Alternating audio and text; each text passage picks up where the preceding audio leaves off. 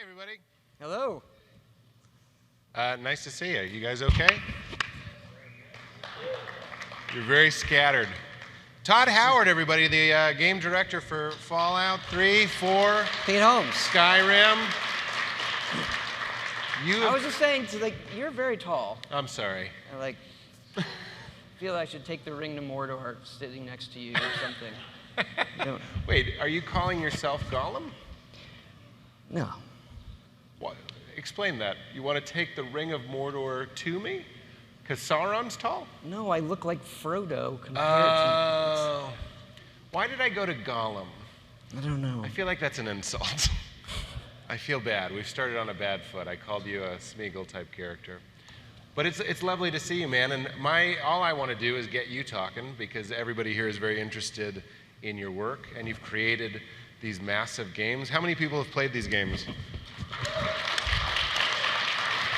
That's everybody.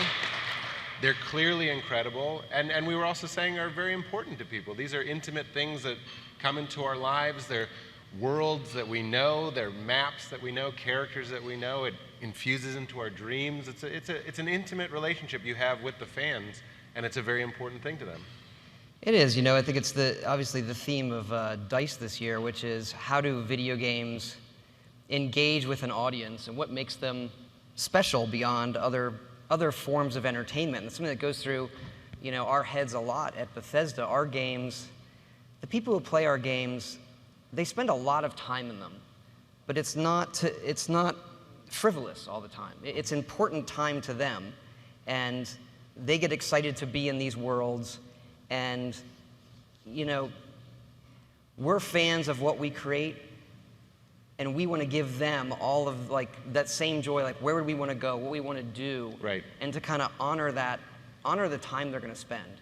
Well, you're trying to make the game that you would like to play, I have to imagine. Absolutely, absolutely. We kind of obsess over it. What would we want to do in a game? What we want to experience? Everyone in the studio is a really big gamer, right? And so we're making it for ourselves, and that's kind of guided us over, all of the years doing it. And we've been very fortunate to have that have our games find a really, really big audience. But when we spoke on the phone, we bonded a lot about the idea that when people play games, I think you guys will agree, there's this understanding of the programmer. Whereas I think they used to just kind of fall from the clouds on a parachute. We didn't know that they were being made by people who are thinking, what do they think I'm going to do? What am I allowed to do? And the delight that we get when there's no game like Fallout that goes, no, we thought of that. We thought you might want to pick that up or use an ashtray to modify a gun. Who knew that was going to be allotted for? And it was you guys. And it's obviously because you want a game like that. Yeah, we focus on what are the rules of the world. What do the players want to touch? And players are they're very curious. In all games, you want to go and test the edges. Can I do this? Can I do this? Can I do this? How does the game respond? Mm-hmm. And we say we like to have games that say yes a lot. Can I do this? Yes. Can I do this? Yes. Mm-hmm. And even though they're not, multiplayer, we get a pretty big, people play the game, then they get together. It's got good water cooler moments. Like, did you know this? Did you know this? And did you know this? And people they're still discovering that in the game. And that was important to us too, and we kind of kept the game under wraps for a long time, mm-hmm. and said, well, let's let the players discover all of the things in the game as opposed to us saying it has this, it has this, it has this. Right. And them sharing that and doing all of that. That's one way they engage. They got on Reddit, they got on forums, they talk to each other, right. And say, this is what the game means to me. Did you see this? But you didn't do that ahead of time. You didn't tell us what to expect. We did a little bit, but not to the level that we would usually do or other games do. We wanted it to feel, it's like when you step out into the wasteland in Fallout, or you emerge in Elder Scrolls. It's kind of this canvas of promise, I can do anything, and it's feeding your mind when you play the game. Mm-hmm. And I think how you talk about the game before it comes out and what you say, we're pretty careful about it, so that moment is also I don't know what I'm going to find, as opposed to I know there's this, this, and this, and we do some of that, but you know what I mean. Right, of course. And the whole year has been amazing for you guys. I mean, you want to talk a little bit about everything that's happened? It's been crazy. Last year was really, really busy and exciting, and I would say holding back and not talking about it was kind of there was a lot of pent-up kind of pressure, I think, amongst our fans. Are we making Fallout? What is going on? And then you could feel that in the office too, like we just want to talk about it. But I think that played really well in not talking about it. I can't imagine what that must have been like for you in particular, working on it, being so excited about it. But how long did it take to make Fallout 4? We started right after Fallout 3, but the main development was from Skyrim, so 2011 to 2004, 4 years. Wow.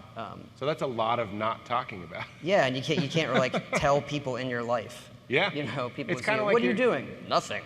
You're in the CIA, basically. Yeah. But that felt good for the whole team to sort of put it out there. Here's the game, here's what we're doing, and people responded to that really well. Do you like talking with the fans now and seeing that feedback, getting that feedback, talking to people here? I do. It's interesting. Everybody has a story. You know, here's what I did. Yeah. And that's, we don't really know. So the game isn't really done until everybody plays it, because they have so much choice, and their experience is going to make it, right, really what it is. It takes on I think there's stages of a game, particularly ours. There's like what everybody thinks when you announce it before it comes out. And this happens with everybody's game. It's what does everybody think before the game comes out? What do they think right when it comes out? And then what do they think now? And what are they going to say in a year? Because this game we're going to keep supporting. We're doing DLC, we're doing the construction set, creation kit, sorry, the mods, changing game systems. And so what Skyrim is now is very different than what it was in 2011. And what Fallout is going to be through the course of this year and next year, that's also going to be very different. That has to be an exciting thing.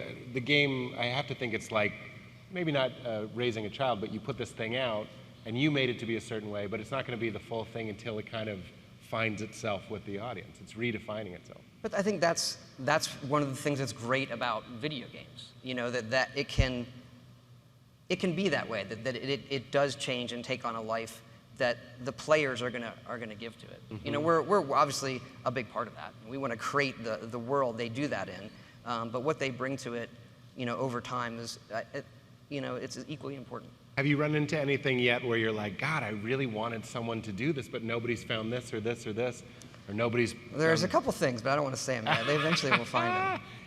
There's one really good one that no one's really talked about. Is that right? Yeah. Give us a hint. Do you have a pool going? Is there money involved? Are people gambling? It's in a terminal somewhere, but yeah.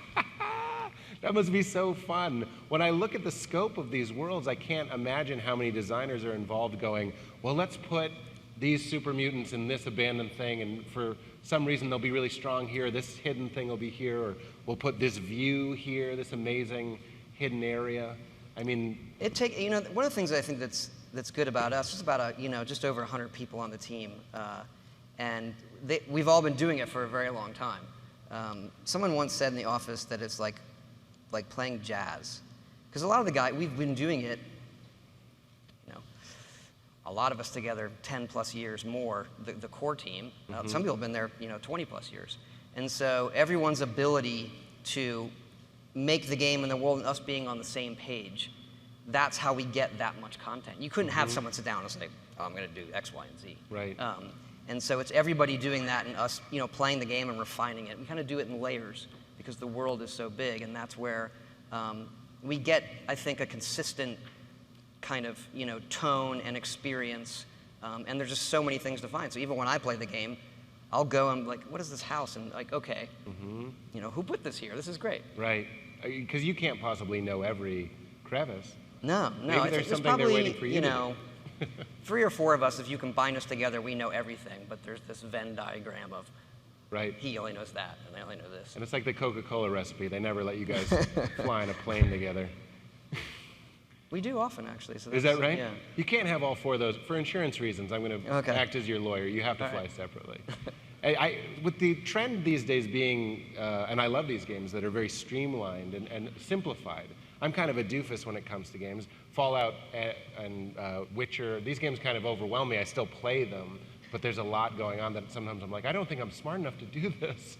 But there are so many games that are going simple. It's always, this button does the same thing, and it's this type of story, and we're going to keep you on this path. What was the motivation to making these games where it's just like, no, this is basically another Earth. There's that much to do. I think it's I go back to the time investment people put into it, that they're going to spend a lot of time, and so they're willing to give you the benefit of the doubt for a while. Like, I'll take some time to learn it. And Fallout's a little more hardcore in terms of that. Like, there can be some confusing parts, but believe it or not, like, some of that is actually intentional. Because your player, the player is coming into a world he doesn't know, and so there is this, like, fourth wall anxiety of, like, how do I make something? Like, you know, we could be better about giving you a tutorial. Well, it's funny. But yes. there is this intimidation of it, but I think the payoff when you break through it, like, you're feeling, I get it now. Right. And your character in the world's like, I get it now. Well, you guys have to tease that tension, just like a filmmaker or a TV show. You know, like sometimes I'll be watching something with a friend, a movie, and they'll go like, what did he say? Or what does that mean? Or is this real? Like, I just watched Vinyl. Did you watch Vinyl? I've recorded, I haven't watched it. It's very good. And at the end, there's something where you're kind of like, is this a dream or is it real? And then my answer is always, I don't think you're supposed to know. So it's interesting to me that there's something in a game where you're like, no, we want you to be a little bit disoriented. You just came out of a fallout shelter and Boston is blown up. So feel the confusion, and then almost like solving a great puzzle, feel how cool it is when you start to understand what it means to modify your weapon or whatever it is. Yeah, there's a moment where you get, I think this happens in all games, and when we push it a little more in Fallout, where you're uncomfortable for a period of time, or you get killed, or like, and then it kind of settles in and you get comfortable, and you're getting used to that new world. And that's kind of what's happening to your character as well. We were talking backstage, though, because we were talking about some of the games we're playing. And it's interesting, some of the games I ended up loving, I actually quit and then came back to once I saw that everybody else stuck with them and loved them so much. So I was like, oh, clearly I'm wrong. But you guys, more than anybody probably, are dealing with that amount of time. How long is too long to frustrate or challenge a gamer? You don't want them to stop playing, but you also don't want it to just be easy or not satisfying. Yeah, as long as they have the tools to deal with it and they're learning. So they realize, as opposed to the game just saying, you're going to die, you're going to die, you're going to die, they're like, okay, I'm not going to do that right now. And they have enough avenues in our games where they can self-direct. And that's what's great about games, too, is that they're not just along for a linear ride, that they'll say, well, I want some downtime, I want some action, I'll go here, I'll do this. Right. I was just talking to somebody who loves playing the side games, like the kind of Donkey Kong, and they love every single part of it. I talked to somebody that was so excited that they didn't know they could put a handkerchief on the dog. That must be really fun for you to see people not just going around plowing through a story, but it has to be a certain amount of pride you have when people are like, have you seen this view? You have to get up to this look point for no reason. It's just to appreciate the beauty of this city you created, you helped create.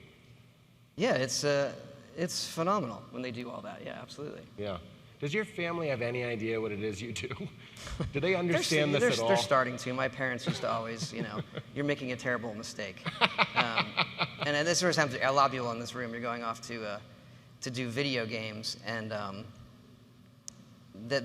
think now they have an appreciation for it. And this kind of came up in some people talking yesterday, that age line between like what, I think someone said it was 30 and up or whatever, but I think, it's grown, but there's this demographic where they understand games and appreciate it, and then they don't. Right. People that are too old, like my parents, Maybe have no idea what I'm talking about right now. Actually, just made me think of something that, talking about the games being important, people's time in it, and understanding it, parents.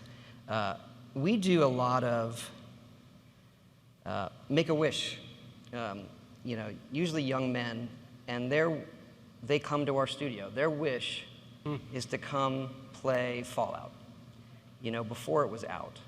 So it was announced, and that's where it really... That happened? Somebody came and played? Many. Oh, my goodness.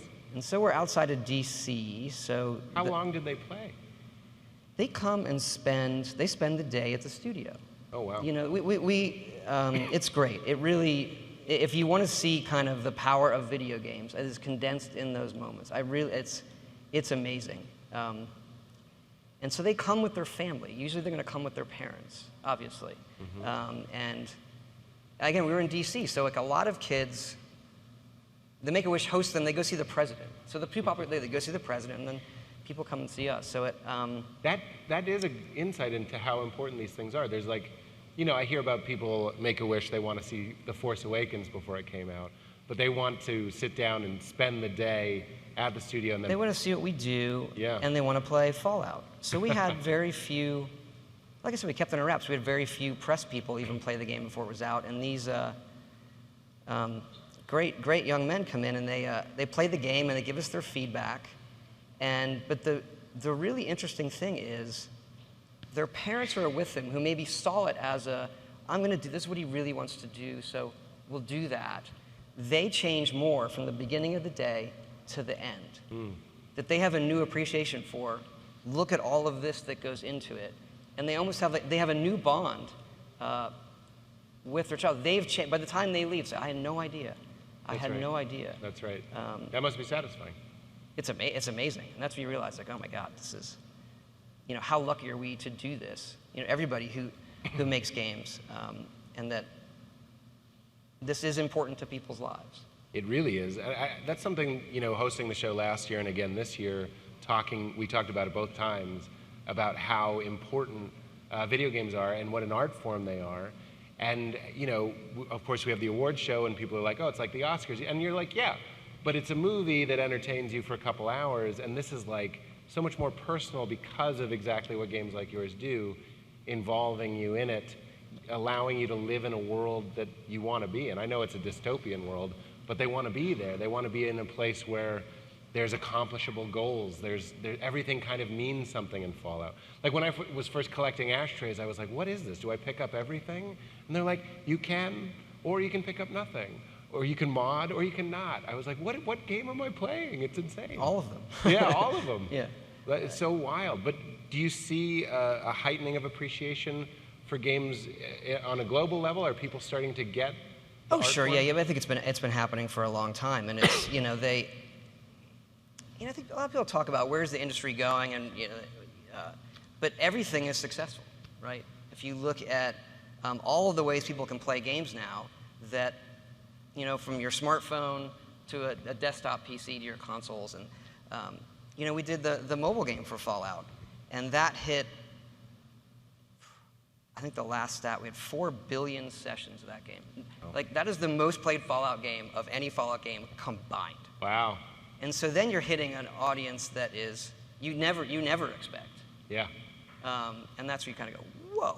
I wasn't even aware of that. How stripped down? I guess I should just play it. No, it's like a vault builder game. Oh, wow. And we announced it at E3, and it came out that night, and it was kind of like we wanted to do something smaller that wasn't this big 3 or 4 year thing, and it exploded and crazy. That's awesome.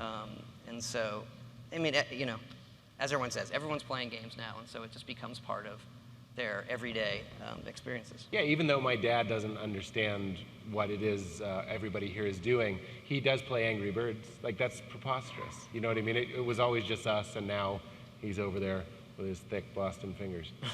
Where is Fallout going? Oh, well, we just announced the DLC, so that stuff's going to roll. We're going to do more throughout the year. Do you feel frustrated? Sometimes some of my friends are musicians, and you'll be like, "When's the next album?" And you're like, "Mother, I just gave you an amazing album." That's a common question. People want stuff. But I have to think, just like they're working on the next Star Wars, the second they finish wrapping, you have to be working on the next Fallout game. How to answer that? Just be honest.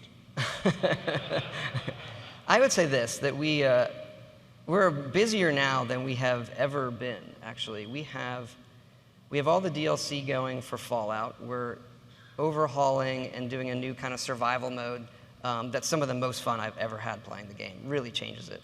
And not to necessarily make it harder, but it makes it different. It's harder, but not in the way that people would think. What is it? I'm not familiar with it, what a survival mode is. It's not multiplayer. You have to do a lot more things. You have to eat, you have to sleep, you can get diseases, you don't sleep right. I got insomnia in the game the other day. That's interesting. How do you had to have picked a couple things that didn't make the cut, like wiping your butt, I'm assuming, isn't in there. Is it? No, it's not in there. Sorry.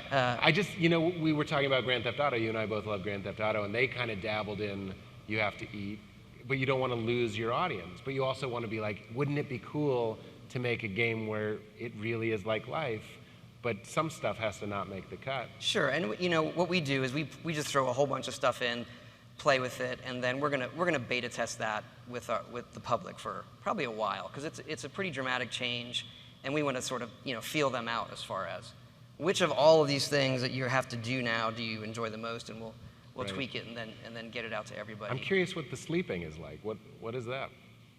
You have to sleep or you get fatigued. Yeah, but it's actually not that exciting. It's not like a flight simulator where I have to sit there for 6 hours.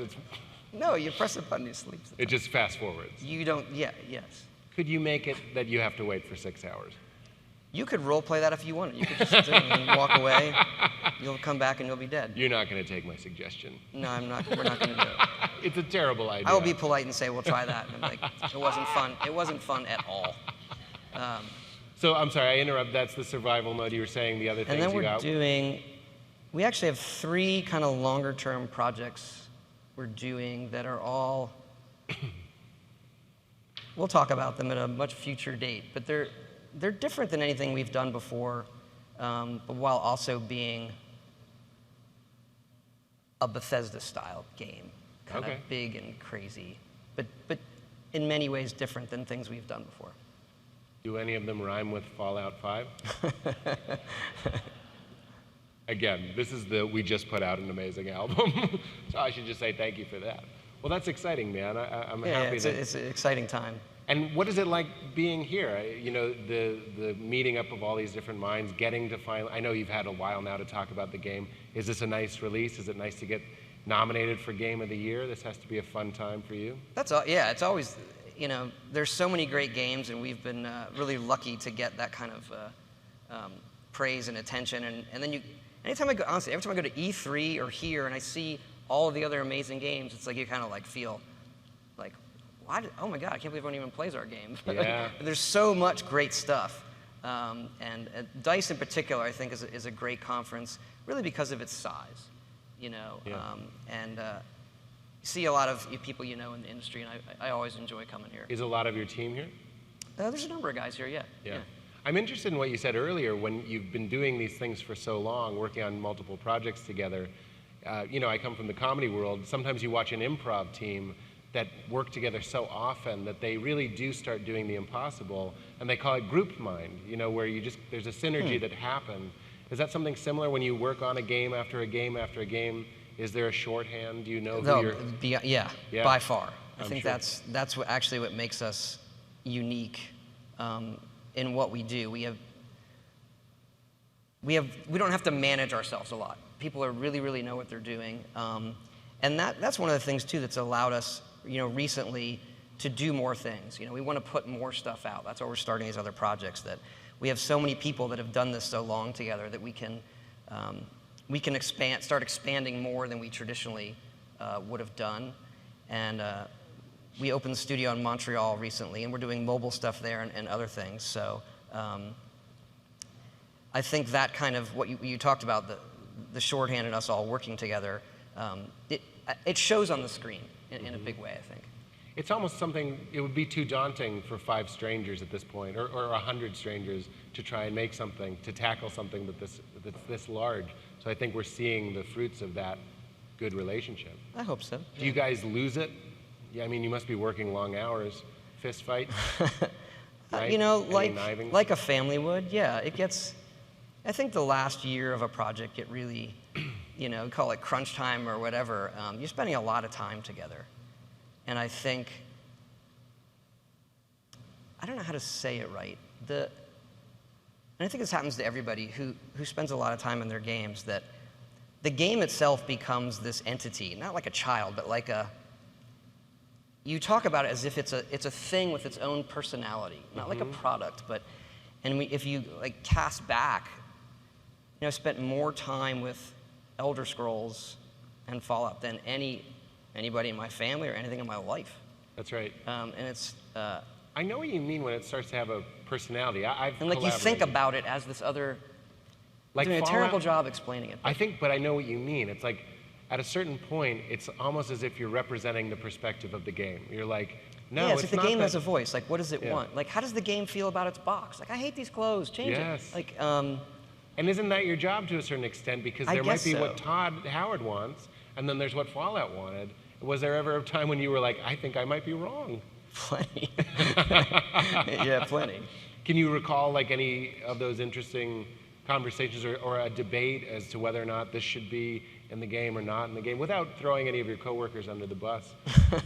Or throw them under the bus. You know, usually we put so much in the game that it's mostly, for us, it's a conversation of, is that particular feature as polished and as tight and as, you know, robust as that feature in another game where that's more their focus? And I think for us that, you know, we have that debate in the office a lot. Should we cut this feature and make the other ones better? Or is it better to have it at this level? And so I think we've had some really good successes with that balance, and there are areas where we had some, you know, we feel we could do a lot better. That's interesting. The human element. There's going to always be room for improvement, I'm sure. Sure. What kind of a Fallout player are you? I've been playing the game, and you have to set your stats. I'm sure maybe you've been asked this before. Are you the charming, lucky guy sniping from a distance? Or are you going I enjoy the luck build. That Do was you? a tricky thing. If you really like dig into game design, like you have a luck stat in an RPG. Like, how does the player know that even did anything? Because Yeah. games, it's, you know, random stuff happens. But I was particularly fond of how that particular character build came out. And is that what you like the style of play? I like when random things happen, so I like the luck build. But yeah, no, I'm a very slow-paced player.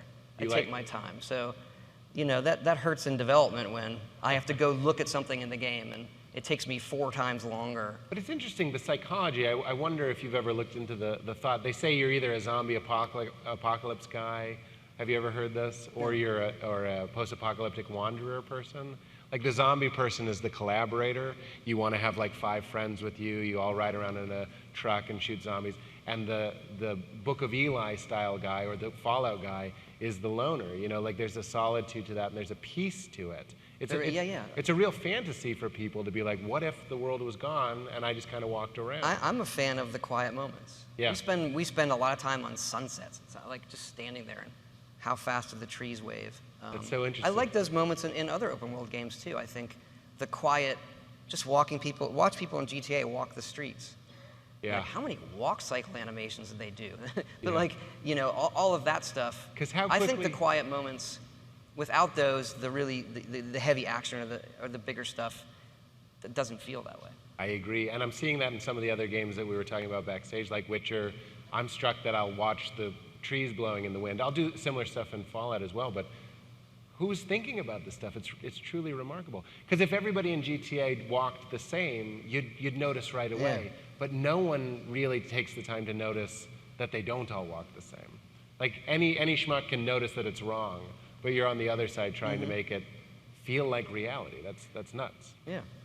But do you shoot things that you're not ready to fight? Just to test the edges, but yeah, sure. You know, I do everything. I don't think. I'm probably actually a bad example. I mean, that's how I play. But when we're making the game, there are periods of time where you see it for what it is, but a lot of times you're testing, or does this work right, or Right. the games are so big that one little thing we do, you have to play the game for. We'll change one little number, and then we have to play the game for 20 hours. And it isn't an A/B. It's like, how did you feel about that? Mm-hmm. You know, were you leveling too fast, too slow, when, where?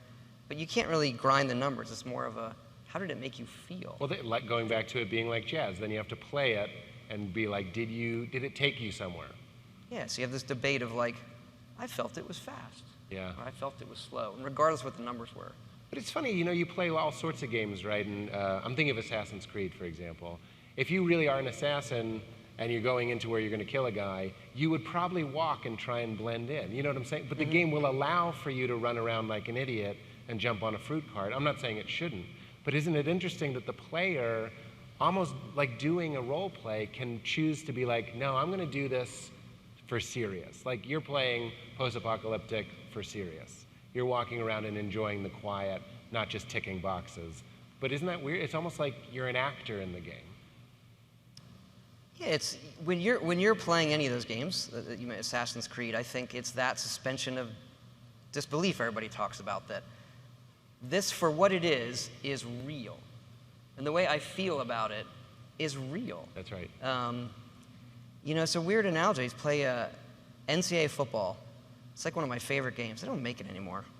While I'm here, EA, can you make NCAA football again, please? Okay, I talked about like games being important. Like that game every year, honestly, was important to me. Yeah. And like I would play and win the national championship, recruit my team. You do some you know, any kind of game really. I don't want to like my own kind of football fantasy. But that was like the pride I felt in doing it. Right. It was like I felt good during the day if I won, and I felt bad if I lost to the computer. Right. And now they don't make it anymore, and there's a hole in my life. I think that's the headline here, is Yeah. please make that game again. I didn't expect you to say that. I don't know why, for some reason, I feel like somebody that would make Skyrim wouldn't like a football game. I But of like all course. games. You know, I love sports games. You know, racing games. You know, given a big adventure in RPG, that's what I enjoy the most. Mm-hmm. I think it gives me the most of those feelings. Like, look what I did. Look what I discovered. Play a lot of Hearthstone. Yeah. Wait, I had to give it up for a while. Isn't it funny, though, that your brain can be stimulated in a very particular way? That the actual, we both played Tomb Raider, that when you're playing a tomb and a puzzle, that if you solve it too quickly, you don't get any release. It's actually similar to a joke. Seinfeld talks about a joke being set up as one cliff, punchline is another cliff, and in between is a ravine. And you don't want them too far, otherwise the audience will fall in. You don't want them too close, otherwise, he says, there's no titillation. Similarly, the best moments I had playing all the way back to like God of War or something like that, or Resident Evil, and then most recently Rise of the Tomb Raider, if it was too easy, you were like, well, that was a waste. The real thing is, like a baseball game, you want the winning team, your home team, to be down in the 7th inning so they can come back. So you actually want to get to the point where you almost quit. Is this the type of... We talk about that at work quite a bit. It's funny you bring it up. We have this slide we use, which is like getting players in the sweet spot between like boredom if it's too easy and frustration if it's too hard. And most people stop playing a game out of frustration more often than boredom. But tuning it in between those is very, it's a really, really tricky thing. Yeah. It kind of helps now. You give them difficulty levels where they can kind of do it. But people want to feel the pride of getting through those moments. That's right. And there's a special ring of hell for when you look it up on YouTube, which I almost never do, and it was so obvious. Like it was right. Who's had that feeling? I can't be alone in that. I'm the only cheater. I cheat sometimes. It was too hard. I couldn't find it. Yep. Well, we're just about out of time. Is there anything that you didn't talk about that you wanted to tease or promote? I probably teased enough. I'll get in trouble back. I'm still wondering what the thing that nobody's done is. Don't say any more. We'll find it. No, I won't. You know, it's just been thinking about as you say these things, and it makes my mind wander back to everything we've done and being here at D.I.C.E. That video games and what our players do with the games, it still amazes us. That it feels like, on one hand, we've been doing the same kind of game for 20 years, but it still feels new, even to us, you know, every time. I think that's so evident in your work, and it's amazing what you've done. You should be very proud. Congratulations on all the nominations, and congratulations on helping us walk in that sweet spot where it's not too easy and it's not too frustrating. Thanks. So how about a round of applause for Todd Howard, everybody? We'll see you at the award show. I wish you a lot of luck. Thanks, man. Thanks, everybody.